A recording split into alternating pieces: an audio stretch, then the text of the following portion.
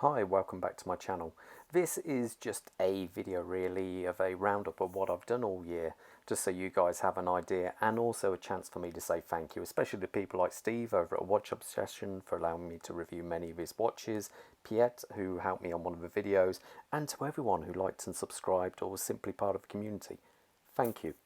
So I started off the year with a Larko limited edition taupe pilot's watch. I'd never dealt with the brand before, and this was, I say, my first ever watch, and I was really impressed. Considering this is a relatively cheap watch, the quality, fit and finish was superb, and their customer service was fantastic. I would strongly recommend anyone to check them out. February came round and I got myself my first ever G-Shock, which is pretty hard to believe, but I'd say I've never had one before. I really liked it, and I ended up modifying it and putting this full metal jacket modification to it, which really brought it up. Next watch, I actually sold my Christopher Ward C60 Trident GMT.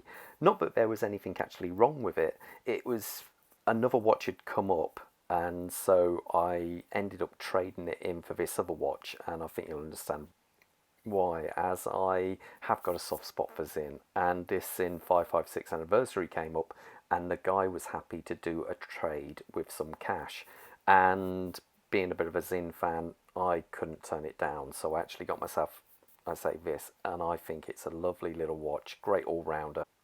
The same month, I actually sold my Zodiac Super Seawolf 50th year anniversary model. It was a stunning watch and absolutely nothing wrong with it, but for some reason I didn't feel the love and I just got that itch and I had to scratch it. So March comes round and I end up with the funds from the Zodiac.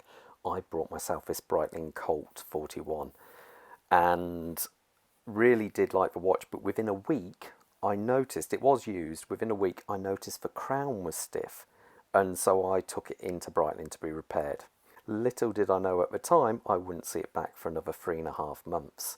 That same month I also sold my Spinnaker Tessa Bronze super watch, and I have a feeling I might end up buying another one at some stage if I can get one at the right price. I actually sold it and then brought myself another Larko, this being the Memmingen, and this is a bit more up the food chain. This one, it has sapphire crystal, ETA movement, hand winder, and I do like a hand wind watch, and I think it's absolutely so May stunning. Came round and I got myself my first Seiko 5. This is the SRPD79 Stealth. Really is a nice watch, but it just needs, it screams out modify me. So I took my first round into modification. I fitted a new crystal, I fitted a new bezel insert, new bracelet, and now I think it looks really top notch.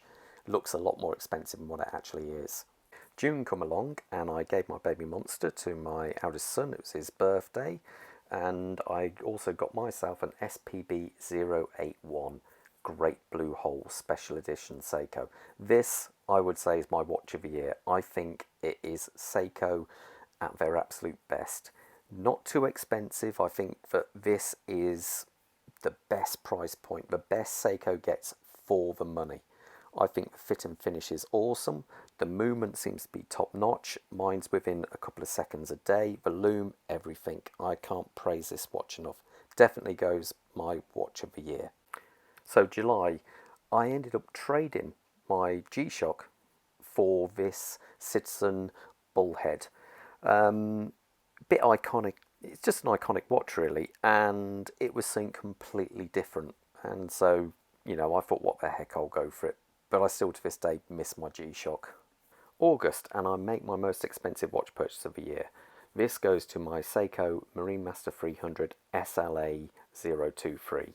I have a little bit of a love-hate relationship with this, as I think the fit and finish of the bracelet is appalling.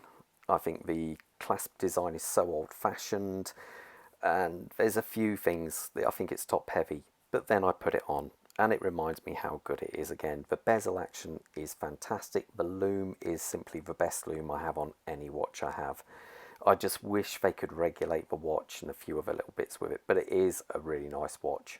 September came along and basically I traded my Citizen Bullhead and a little bit of cash for another Marine Master 200, the Great Blue Hole I couldn't resist it. You know how much I like this watch. The only problem was there was a small mark on the watch, on the bezel, and so I sent it off to Seiko to have a brand new bezel fitted, and I'm still waiting to this day, and I've been told it could be any time coming up to February before I get the watch back. This same month, I also had the nightmare with the Hoffman I brought, where if you remember the unboxing video, I unboxed it and the hand was loose. So I sent it back to Hoffman to be repaired, and I'm still waiting to get it back now, so God knows when I'll receive it again. Who knows?